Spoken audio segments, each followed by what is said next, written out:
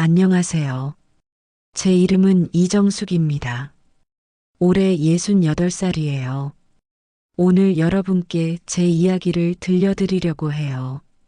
쉽지 않은 이야기지만 누군가에겐 위로가 되었으면 하는 마음으로 용기를 냈습니다. 남편이 세상을 떠난 날이 아직도 생생해요. 조용한 오후였어요. 밖에선 빗소리가 들리고 방 안은 이상하게 고요했죠. 남편은 제 손을 꼭 잡고 마지막 말을 남겼어요. 정수가, 내가 세상 떠나도 서랍은 열지 말아요. 그 말이 그렇게 오래 마음에 남을 줄 몰랐어요.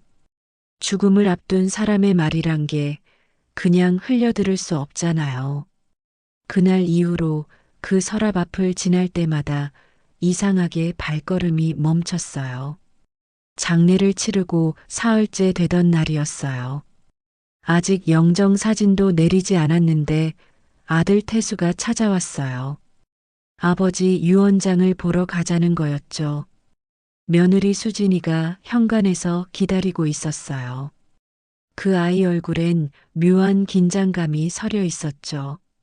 변호사 사무실은 낯설고 냉랭했어요. 형광등 불빛 아래엔 남편 이름이 적힌 봉투 하나가 있었죠. 변호사가 봉투를 뜯고 천천히 읽기 시작했어요. 서울 강남구 소재 아파트 한 채, 경기도 용인 소재 상가 건물 한 채, 주식 및 예금, 전액 모든 재산이 아들 박태수에게 상속된다는 내용이었어요. 그 순간 귀가 멍해졌어요. 제 이름이 없었어요. 단 한 글자도요. 40년을 함께 살았는데 내 이름이 없더라고요. 변호사가 설명했어요. 법적으로 배우자는 유류분 청구권이 있다고요. 아들이 제 손을 잡으며 말했어요. 아버지가 다 생각 있으셔서 그러신 거라고, 자기한테 물려주신 거 저를 모시는데 쓰겠다고요. 며느리가 조심스럽게 말을 꺼냈어요. 집도 이제 남편 이름이니까 리모델링을 하려는데 작은 방 하나면 충분하지 않냐고요. 그 말이 뼈에 박히더라고요. 집으로 돌아오는 차 안에서 아들과 며느리가 작은 소리로 속삭이는 게 들렸어요. 유류분 청구하시면 어떡하냐고, 설마 엄마가 그럴 뿐이 아니라고요. 그 말을 들으며 가슴 한편이 차가워졌어요. 그날 밤 남편의 서랍 앞에 앉았어요. 열지 말라던 서랍이요. 손이 떨렸지만 이제 더 이상 지킬 이유가 없다고 생각했어요. 남편은 날 사랑했을까? 40년이란 시간이 거짓이었을까? 서랍을 천천히 열었어요. 안엔 낡은 가죽 파일 하나와 봉투 하나가 있었어요. 봉투 겉면엔 이렇게 쓰여 있었죠. 정숙에게 반드시 혼자 읽을 것. 손이 떨렸어요. 봉투를 뜯는 순간 남편의 필체가 눈에 들어왔어요. 정수가 이 편지를 읽고 있다면 난 이미 세상을 떠났을 거야. 먼저 사과하고 싶어. 유언장에 내 이름이 없어서 놀랐을 거야. 하지만 이건 너를 버린 게 아니야. 오히려 널 지키기 위한 거였어. 서랍 안의 파일을 열어봐. 모든 진실이 거기 있어. 편지를 읽고 나서 가죽 파일을 열었어요. 안엔 각종 서류들이 정리되어 있었어요. 첫 번째 서류는 부동산 등기부등본이었어요. 제주도 소재 펜션 한 채, 소유자 이름은 이정숙, 제 이름이었어요. 두 번째 서류는 예금 통장 사본, 시티은행, 예금주 이정숙, 잔액 2억 3천만 원. 세 번째 서류는 증권계좌, 삼성증권, 계좌주 이정숙, 평가액 4억 8천만 원. 손이 떨렸어요. 이게 뭐지? 나는 이런 재산이 있는 줄도 몰랐는데. 파일 제일 아래엔 두꺼운 봉투가 하나 더 있었어요. 안에는 긴 편지가 들어 있었죠. 남편은 편지에 모든 걸 설명해 놨어요. 20년 전부터 이렇게 준비해 왔다고요. 이유는 며느리 때문이었대요. 5년 전 우연히 며느리가 친구랑 통화하는 걸 들었다고 했어요. 시아버지 건강이 안 좋아서 다행이라고, 빨리 돌아가시면 전부 자기들 거라고요. 그 말을 듣는 순간 남편은 소름이 돋았대요. 그 후로 조사해 봤더니 며느리는 결혼 전에도 빚이 많았고 그 빚을 갚기 위해 우리 재산을 노리고 접근한 거였대요. 아들은 몰랐죠. 그 아이는 사랑에 눈이 멀어서 아무것도 보지 못했던 거예요. 남편은 고민했대요. 아들에게 진실을 말하면 그 아이는 무너질 거라고요. 그래서 결정했대요. 유언장엔 일부러 제 이름을 빼기로요. 며느리를 안심시키려고요. 그리고 진짜 재산은 제 명의로 숨겨두기로요. 제주도 펜션은 15년 전에 제 이름으로 샀대요. 제가 몰랐지만 제 도장이 찍힌 서류는 남편이 조심스럽게 처리했던 거예요. 예금과 주식도 마찬가지였고요. 유언장에 나온 재산은 실제론 별로 가치가 없었어요. 강남 아파트는 전세 보증금이 막대해서 실제 가치는 거의 없었고요. 상가 건물도 오래돼서 공실이 많고 대출이 많이 남아 있었대요. 아들이 상속받는 건 결국 빚과 관리비뿐이었던 거죠. 편지 마지막엔 이렇게 쓰여 있었어요. 정수가, 넌 이제 자유야. 내가 원한다면 그 집을 나와도 돼. 제주도 펜션에서 편하게 살아도 돼. 다만 한 가지만 부탁할게. 태수가 깨닫기 전까진 이 사실을 말하지 마. 그 아이가 스스로 깨달아야 해. 난 평생 널 사랑했어. 이게 내가 줄 수 있는 마지막 선물이야. 편지를 다 읽고 나서 한참을 울었어요. 남편은 날 버린 게 아니었어요. 오히려 끝까지 지켜준 거였죠. 2주 후 아들에게서 다급한 전화가 왔어요. 급한 일이 생겼다며 집으로 오라고 했죠. 아들 집에 가니 거실이 난장판이었어요. 서류들이 바닥에 널려 있고 며느리는 소파에 앉아 울고 있었어요. 아들이 서류 하나를 내밀었어요. 법원에서 온 서류였죠. 전세 세입자가 보증금 반환 소송을 냈다고요. 다음 달까지 8억을 마련하지 못하면 아파트가 경매로 넘어간대요. 며느리가 소리쳤어요. 도대체 시아버지가 왜 이렇게 해놓은 거냐고요. 이건 상속이 아니라 빚이라고요. 그러더니 며느리가 저를 쳐다봤어요. 제가 사는 집을 담보로 대출받으면 된다고요. 시세가 7억 정도 되니까 거기다 담보대출 받으면 5억은 나온다고요. 저는 조용히 손을 빼냈어요. 안 된다고 했죠. 제가 사는 집에 담보대출은 안 된다고요. 그리고 한 가지 더 말했어요. 유류분 청구 포기 각서, 제가 법률 자문 받아봤다고요. 그 각서는 법적 효력이 없대요. 유류분은 상속인의 당연한 권리라서 포기 각서를 써도 언제든지 청구할 수 있다고요. 며느리가 벌떡 일어났어요. 그럼 그동안 저희를 속인 거냐고요. 아들이 중간에 끼어들었어요.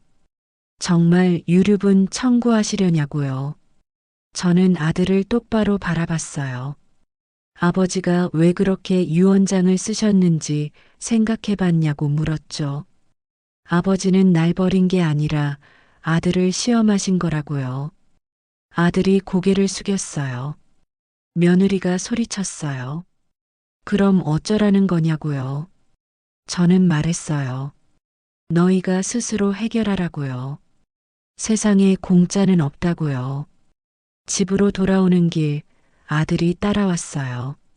죄송하다고 했어요. 자기도 돈이 필요했다고요. 저는 말했어요.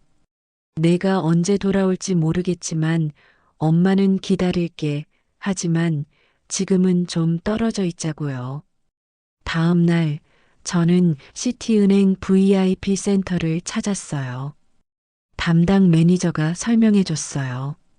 현재 예금 2억 3천만 원, 증권 계좌 평가액 4억 8천만 원, 그리고 제주도 펜션 부동산이 있다고요. 펜션 가치는 현재 시세로 약 6억 원 정도래요.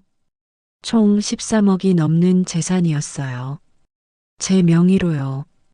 펜션은 전문 관리 업체에서 운영 중이래요. 남편이 10년 전부터 계약하셨대요. 매달 수익금이 제 계좌로 입금되고 있었고요. 월 평균 200만 원 정도래요.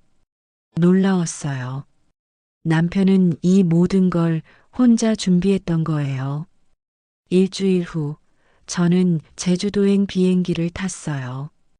펜션은 바닷가가 보이는 언덕에 자리 잡고 있었어요. 바다가 보이는 집이라는 이름의 2층 건물이었죠. 관리인 박 사장님이 저를 반갑게 맞아줬어요. 남편이 한 달에 한 번씩은 오셨대요. 혼자 조용히 바다 보시다 가시곤 했다고요. 눈물이 핑 돌았어요. 펜션 2층에는 특별한 방이 하나 있었어요. 문에는 정숙의 방이라고 적힌 작은 명패가 붙어 있었죠. 문을 여니 바다가 한눈에 보이는 넓은 창문이 있었어요. 방 안에는 새 침대와 책상, 그리고 옷장이 깔끔하게 놓여 있었어요. 책상 위에는 편지 한 통이 놓여 있었어요. 정수가 이 방 마음에 드니? 난 내가 언젠가 여기서 평화롭게 지냈으면 했어. 서울의 복잡한 일들에서 벗어나서 창밖을 봐. 저 바다처럼 넓은 마음으로 살았으면 좋겠어. 더 이상 누구 눈치 보지 말고 내가 하고 싶은 거 하면서 살아. 이제 넌 자유야. 사랑해, 정수가. 그날 밤 저는 처음으로 펜션에서 잤어요. 파도 소리가 자장가처럼 들렸죠. 다음 날 아침 박 사장님이 또 다른 편지를 가져왔어요. 남편이 제가 오시면 드리라고 남기신 거래요.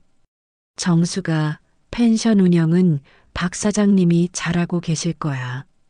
하지만 내가 원한다면 직접 운영해도 돼. 참고로 이 펜션 바로 옆 땅도 4명이야. 거기다 작은 카페라도 지으면 어떨까? 내가 예전에 꿈꿨던 거 기억나. 바다 보이는 카페에서 책 읽고 싶다고. 이젠 그걸 할 수 있어. 그 순간 깨달았어요. 남편은 제가 무엇을 원하는지 알고 있었던 거예요. 20년 전 우연히 했던 말 한마디를요. 한 달이 지났어요. 저는 제주도에 머물며 펜션 일을 배우고 있었어요. 아침엔 바다를 보며 산책하고 오후엔 손님들을 맞이하고 저녁엔 책을 읽었어요. 40년 만에 처음으로 제 시간을 가진 것 같았어요. 어느 날 아들에게서 전화가 왔어요. 며느리 수진이랑 헤어질 것 같다고요. 아파트 경매 넘어가니까 이혼 얘기까지 꺼냈대요. 저는 물었어요. 그래서 깨달았냐고요. 뭐가 중요한지요. 아들이 대답했어요. 다시 시작하려 한대요. 집은 잃었지만 그래도 다시 시작할 수 있다고요. 그러면서 물었어요. 용서해 줄 수 있냐고요. 저는 말했어요. 엄마는 처음부터 화내지 않았다고요. 다만 내가 깨닫길 기다렸을 뿐이라고요. 주말 아들이 제주도로 왔어요. 펜션 앞에 선 아들의 얼굴은 한 달 사이 많이 야위어 있었어요. 아들이 펜션을 둘러보며 놀란 표정을 지었어요. 여기가 제 펜션이냐고요. 저는 대답했어요. 그래, 엄마를 위해서라고요. 아들이 고개를 숙였어요.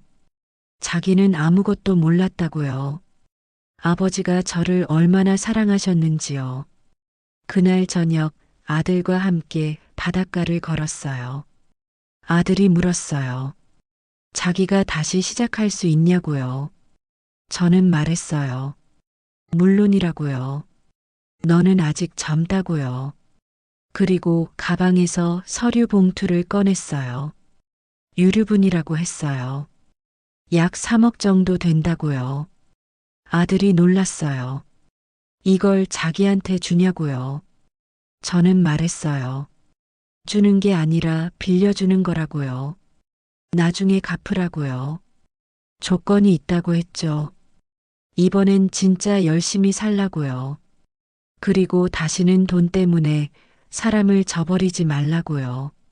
아들이 펑펑 울었어요. 40년 만에 처음 보는 아들의 눈물이었죠. 그날 밤 아들과 함께 펜션 테라스에 앉아 별을 봤어요. 아들이 말했어요. 별이 진짜 많다고요. 저는 대답했어요. 그치? 서울에선 안 보이는 별들이라고요. 아들이 물었어요. 자기도 가끔 놀러 와도 되냐고요. 저는 웃으며 대답했어요. 물론이지. 이제 넌 아들이니까 항상 환영이라고요. 그날 밤 아들이 돌아간 후 저는 남편의 서랍에서 가져온 시계를 꺼냈어요. 시계 뒷면엔 여전히 그 글씨가 새겨져 있었죠. 시간이 흘러도 나는 내 곁에 있다. 정말 그랬어요. 남편은 떠났지만 여전히 제 곁에 있었어요. 1년이 지났어요. 저는 제주도에서 작은 카페를 열었어요. 바다가 보이는 책방이라는 이름으로요. 아침엔 카페를 운영하고 오후엔 펜션 손님들과 이야기를 나누고 저녁엔 책을 읽어요. 아들은 다시 직장을 구했어요. 작은 회사지만 성실하게 일하고 있대요. 빌려준 돈도 매달 조금씩 갚고 있고요. 며느리와는 결국 이혼했어요. 손자는 아들이 키우고 있어요. 방학 때마다 제주도로 보내요. 그 아이는 바다를 무척 좋아해요. 어느 날 카페에 손님 한 분이 오셨어요. 70대쯤 되어 보이는 남자분이었죠. 그분은 창가에 앉아 한참 바다를 바라보셨어요. 그분이 말했어요. 여기 분위기 참 좋다고요. 혼자 운영하냐고 물으시더라고요. 그분이 말씀하셨어요. 대단하다고요. 자기도 은퇴하면 이런 카페 하나 하고 싶었는데 이젠 늦었대요. 건강도 안 좋고 가족들도 다 뿔뿔이 흩어졌다고요. 젊었을 때 너무 일만 했대요. 후회되시나 봐요. 특히 아내한테 미안하대요. 평생 고생만 시키고 정작 사랑한다는 말 한 번 제대로 못했다고요. 저는 카운터 뒤에서 남편 사진을 꺼냈어요. 젊은 시절 남편과 제가 함께 찍은 사진이었죠. 그분이 사진을 보시더니 말씀하셨어요. 행복해 보이신다고요. 저는 대답했어요. 네, 행복했어요. 지금도 행복하고요. 그분이 물으셨어요. 비결이 뭐냐고요. 저는 잠시 생각하다 대답했어요. 사랑하는 사람을 믿는 거요. 그리고 끝까지 기다려주는 거요. 사랑은 말로만 표현되는 게 아니니까요. 때론 침묵 속에서도, 때론 서툰 행동 속에서도 사랑은 전해지니까요. 그분이 고개를 끄덕이셨어요. 그날 저녁 저는 펜션 테라스에 앉아 일기를 썼어요.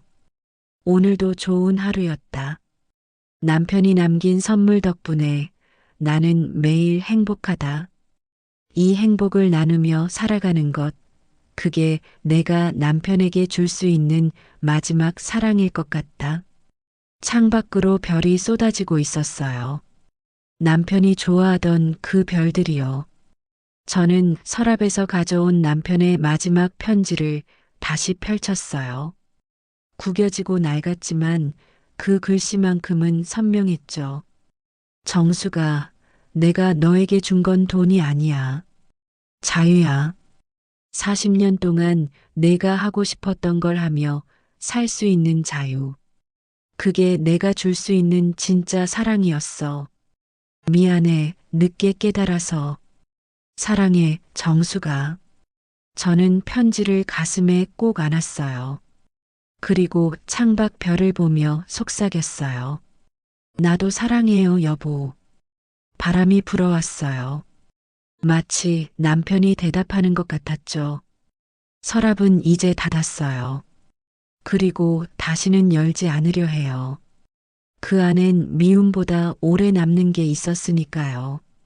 바로 사랑이요. 여러분, 긴 이야기 들어주셔서 감사합니다. 혹시 여러분도 이해할 수 없는 누군가의 행동 때문에 힘드신가요? 조금만 더 기다려 보세요. 때론 사랑은 우리가 이해할 수 없는 방식으로 표현되니까요. 오늘도 여러분의 하루가 평안하길 바랍니다. 그리고 사랑하는 사람들에게 마음을 전하세요. 너무 늦기 전에요. 이 이야기가 여러분의 마음에 조금이라도 위로가 되셨다면 좋아요 버튼으로 응원해 주세요. 그리고 구독 버튼을 눌러주시면 앞으로도 이런 따뜻한 이야기들을 계속 들려드릴 수 있습니다.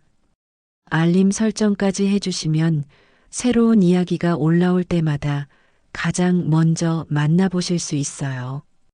여러분의 구독과 좋아요 하나하나가 저에게 큰 힘이 됩니다. 다음 이야기에서 또 만나요. 감사합니다.